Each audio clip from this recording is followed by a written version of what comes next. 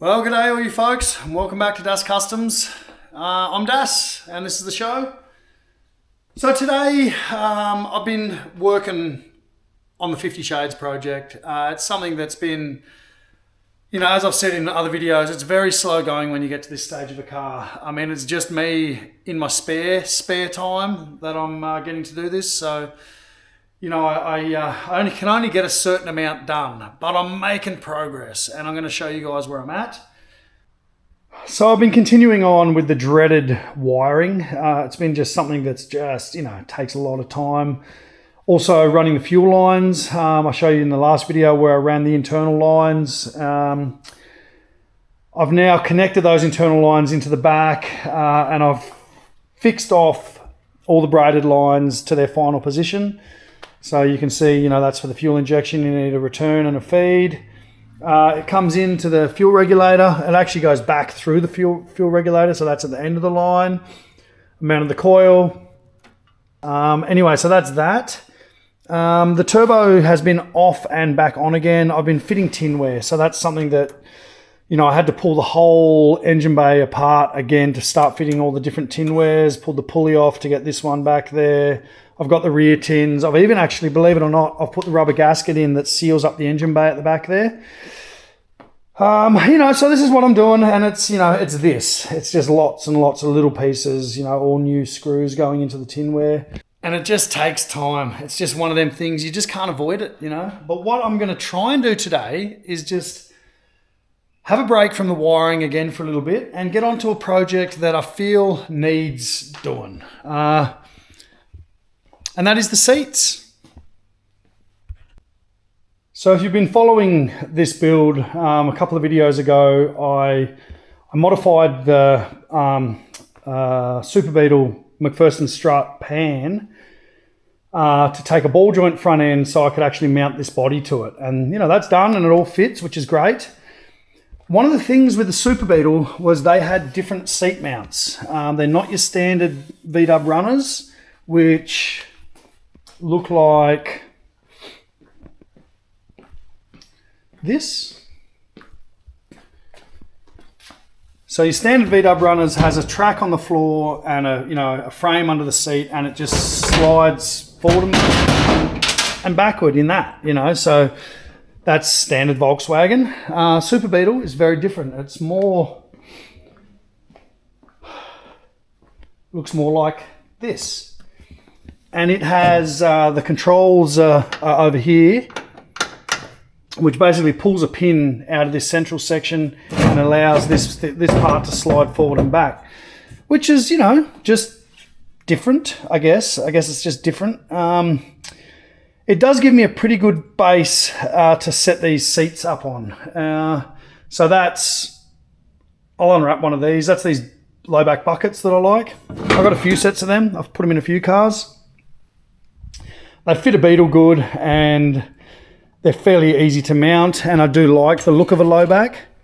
So, I've ripped, this is the seat base, that was on there, and the back, so I've pulled all that apart. If anyone's looking for any of these bits from a Super Beetle, hit me up, you can have them. So what I need to do now is take this frame here and clean it up. Basically, that's all I need to do is just clean it up. And by clean it up, I mean I'm going to cut off everything that's not needed. So I'll cut this part off, I'll cut that off. I'll probably trim this up to make it neat. This will be visible with those seats. They don't quite cover it. So I've got to make it look like it's kind of neat. And then what I'll do is I'll weld a plate across, or at least some good chunky tabs to bolt these seats down to.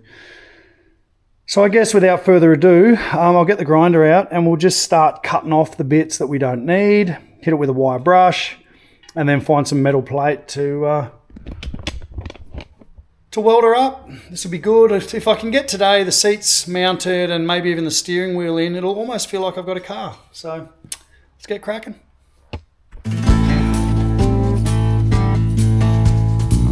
So my total overall width here,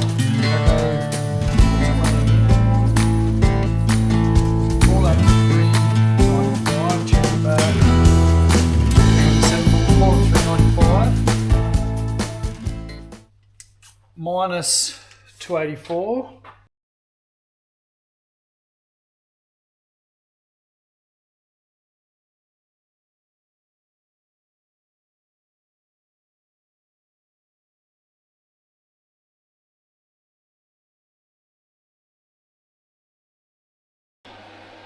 That was a lot of grinding, I'm telling you.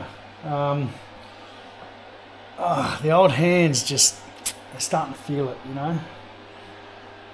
Anyway, I kind of went a bit further than I thought I was going to initially, because it just kind of happened to work out that way. And you might have picked it up in that footage I just showed you then. But what I ended up doing is I cut some little tabs to wind this center bar, to weld this center bar to, because the original, you know, bracketry, it was very in depth, and it kind of, you know, encompassed a lot. And I thought, you know, you could also see the hole in the end, which with these seats you're going to see that. So I figured, let's just try and neaten it up a bit, make it as neat as possible. So I guess the next thing I got to try and do is I'm going to try and, you know, sit a seat on there and see where I need to put tabs on it to actually bolt these seats down. Let's have a look at those.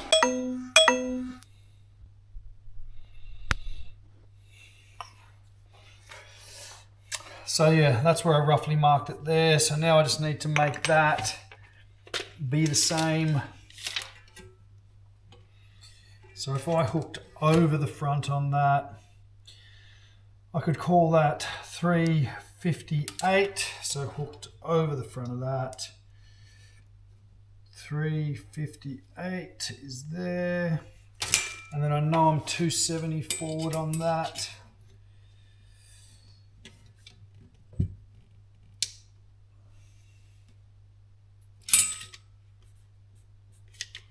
And 270 forward on that.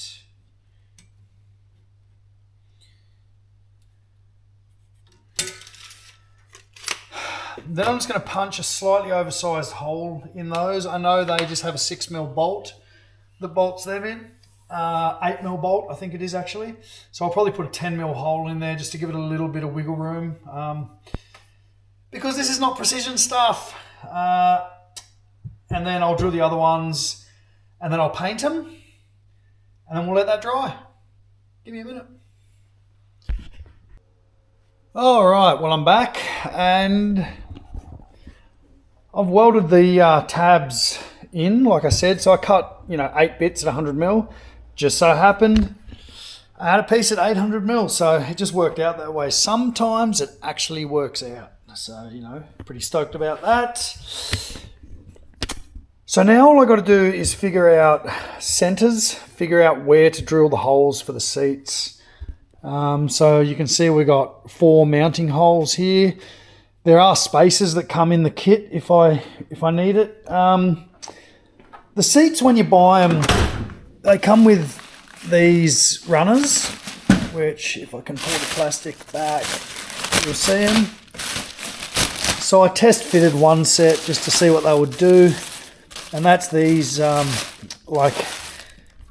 a runner setup, a mount setup, but I prefer to use the original mounts. I mean, otherwise we're drilling holes through the floor, and then, that's going to be sitting so low. And if I mount them to the runners, then I've got like double runner, which I don't need that. So I'll just remove that and figure out centers, mark them up. Let's get a ruler and see if we can figure that out.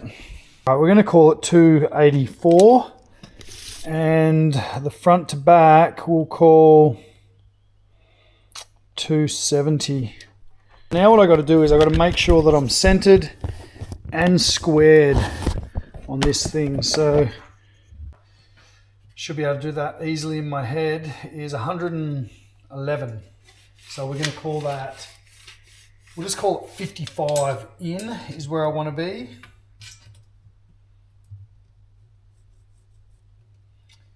55 and 284, 55, and then from that it's 284.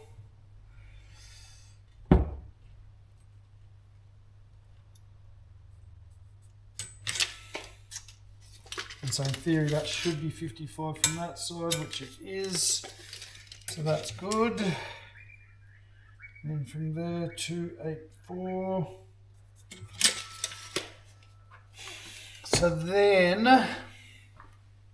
I'm just going to draw a straight line between the two. Now you notice these tabs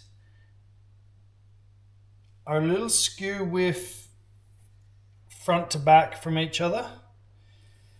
But that is not going to matter because the way the seats have cushioning on the bottom, it'll just squeeze into that. And it's only a little out anyway, so it won't matter.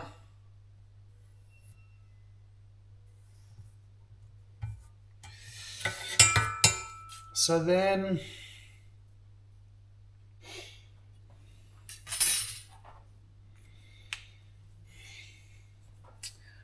kind of want to sit this on there and see where. So I'm just kind of seeing where I don't want this to be too far forward, and I also don't want it hanging over the back too much. So I think just about there, I've marked that, and we'll just go roughly there. So that worked out pretty well. You might have noticed I've been doing all the dirty grinding and stuff outside, you know, because that's usually what happens when you've done a day like today. It's just grinding swarth and drill swarth everywhere. And although I do, you know, have started doing some dirty work inside, I'm still trying to keep the workshop kind of clean, and it just means I can blow all the stuff away rather than having to, you know, sweep it and vacuum it and try and get it out of everything. Now, these things are ready to paint. You can see there, I've hit them with a wire wheel, hit them with some Scotch-Brite, cleaned them up with some, you know, brake clean and some, you know, prep wash. And I'm about to hit them with some paint. Now, normally I'll just grab kind of whatever's on the shelf, but I actually bought some of this the other day. And this is going to be a first time, and if it works out good, this might be a new thing. So this is, I hadn't seen it before, but it's from Raptor Liner. And Raptor is the stuff that I normally paint the underneath of, you know, all my pans with. It's like a bed liner. So this is a roll bar and chassis, 5 times tougher, resists heat, and it's satin black. Now, it dries fast, and it resists fading, so it's a UV resistant, and also can be painted direct to bare metal. So look, I'm going to give it a try. Touch dry in 30 minutes. So, you know, I mean, let's just see how it goes. I'm going to hit the underside first, try and give everything a good coat. And it sprays on good. That's a nice can. Sometimes people just get it right with their cans, and other times not so right. So just trying to get all the underside of it, you know, at least one good solid coat underneath it all.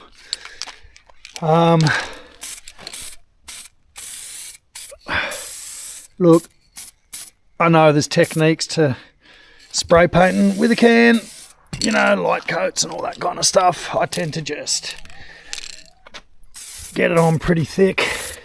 You know, I'm not making runs, but just a nice kind of even coat on there. And then come back with a second coat and hit it real thick. So it's, you know, 2 heavy-ish coats is usually my technique. That seems pretty good. Anyway, I'm going to keep spraying, and I'll keep you guys posted. Well, it all started out pretty well, but you know, we soon developed the dreaded can leak, where they kind of just build up paint in the top of the lid, and I find that happens with these new kind of caps more than the old ones that kind of went over the top. But yep, you'll know I've been black painting for the next week anyway. that's that done. I'm just going to do a bit of a tidy up, clean up all my swath, let them dry for a bit, and then we will see if we can bolt the things together and get them in the car. Why not? So here I was thinking, while that paint dries, I'll, install the steering wheel. That would make sense. That'd be, easy, nice, easy job. And to install the steering wheel, there's this little bit, a little doodad that cups the steering wheel and bolts it up under the dash. Little piece, had one on the bench the other day. Just literally had it just the other day on the bench.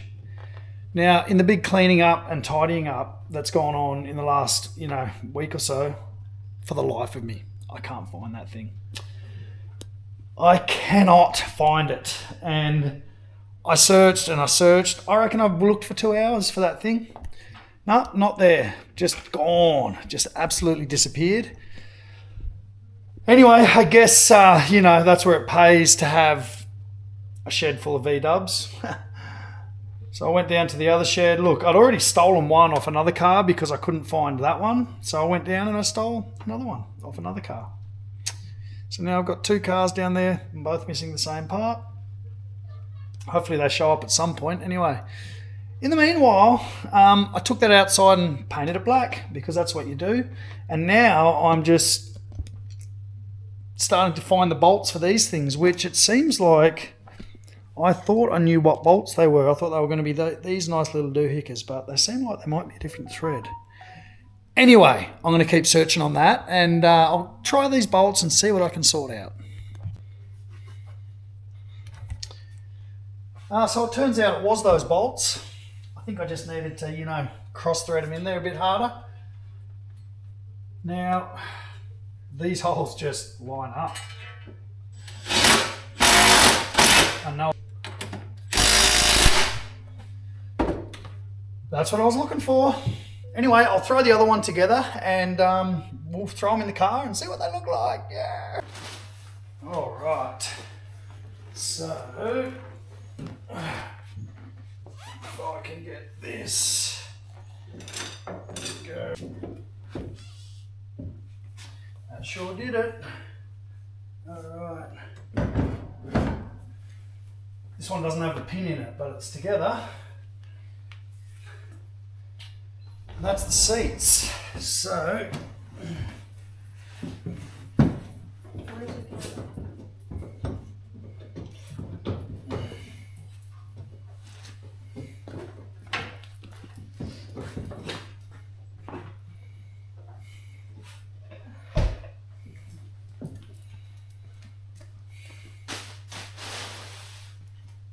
that feels pretty good. It's definitely not as low as I sit in the other car, but at the same time, you don't want to be like super low.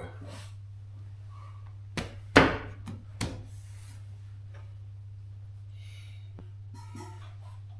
I had a door here, I'd know. Anyway, the thing to do now that I've done that is, like I said I was going to do today, is put the steering wheel in. Let's give that a crack and see what happens. Right, well that segue just took me about 2 hours. Steering coupler. I soaked all the components in fuel and of course they were still soaking in fuel. So look, I whipped them out, I gave them I wire brushed them, cleaned them up, gave them a quick coat of paint.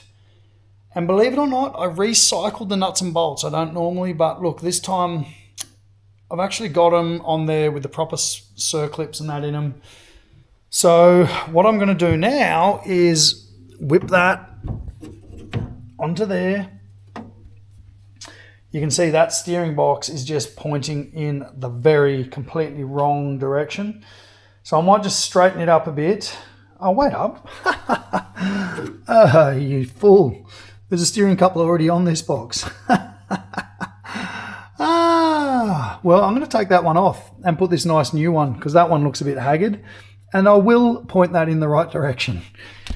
The things you do sometimes, I tell you. Anyway, let's do that. Well, I've done it. I've gone and done it. But when I say done it, I mean kind of done it. as with these kind of projects, you know, there's just pitfalls. You're always going to fall into something. But, you know, there it is. Seats are mounted, steering wheel is in location. Now, of course, the steering wheel boss that I was going to use for that is this, and it doesn't fit. It must be for the later model steering column.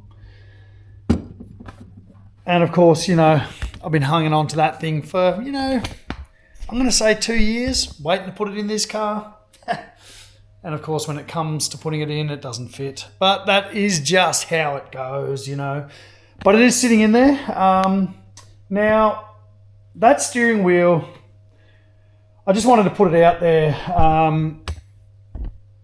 Look, the VW community in Australia lost, you know, a member recently. I'm not going to say that I knew him very well, but I did know him, and, you know, it was more of a business relationship that I had with him, which, you know, it was kind of hot and cold sometimes, I'm not going to lie. But I will say I drew a lot of inspiration, and that's from a fellow named Richard Holtzel. That steering wheel was actually a gift from Richard, and I'll just put it there to show you. It's a nice Nardo leather-wrapped steering wheel, and it was a gift from Richard, you know, after some of our business dealings kind of went a little haywire. But, you know, it's a gift nonetheless, and it was something that I kind of have hang on to, waiting to put in this car. Richard was meant to be building the engine originally for this car, which didn't quite work out, but, you know, he is famous for making the aero guards. He made that set for me, which, you know, belong on that car, and he also made this set for me for this car. So they're 2-inch widened. This was like a prototype of a non-aero guard that he was trying to do. He also made the rear guards for me, you know, which I've kind of modified and made fit a little better. But, you know, Richard was, you know, kind of revolutionary in the VW scene here. He had a lot of very cool, you know, things that he built, very cool engines. I know some of my friends have, you know, carburetors and heads that were built by him for you know, years. I mean, Jeff's been running an engine that Richard didn't build, but he built the carbs for and did the head work for, you know, for 20 years, and it's a great engine. And I know that the VW community, you know, will miss him a lot, has suffered a great loss. I met his wife on a couple of occasions. I know he had a couple of kids, like, you know, older kids that I never actually met, but I know he talked about them often when I was talking to him. And he was someone that you could call up with a question, and 2 hours later you'd get off the phone, may or may not even remember the answer that he gave you, but you'd have, you know, had a wealth of knowledge, and was a very good conversationalist. You could have a good chat to Richard for hours. Anyway, I just wanted to, you know, mention him in this video, being that I am, you know, still using a lot of his products, and you know, that it is a great loss for, like, obviously his family, but also for the VW community in Australia. Anyway, having said that, that's me for today. I've done it. I've gone and done it. I've got the seats mounted in this car. I've got the steering wheel mounted. I mean, this thing is getting very close. The electrical is all but done. I mean, we have steering. I could actually steer this car down the road now. I have seats. I can sit in the car. It has wheels. It has an engine, almost. You know, still some components need to be bolted back up, but it is getting very close to being firing. I was trying to say that I was going to, you know, have this thing firing this episode, but it's just not quite there. I'm still missing a couple of components. It's just always the way. Missing the oil filter adapter. So I've got the housing, but I can't screw an oil filter to it. I need an adapter. And I'm now somehow missing a fuel injector plug. It's just gone. It's pulled off, obviously, somewhere in this shop, and I can't find it. So I'm going to have to order those and get that before I can fire it up. And again, on that note, this is me, Das, signing out. Have a lovely week, you know, and I'll catch you all next time.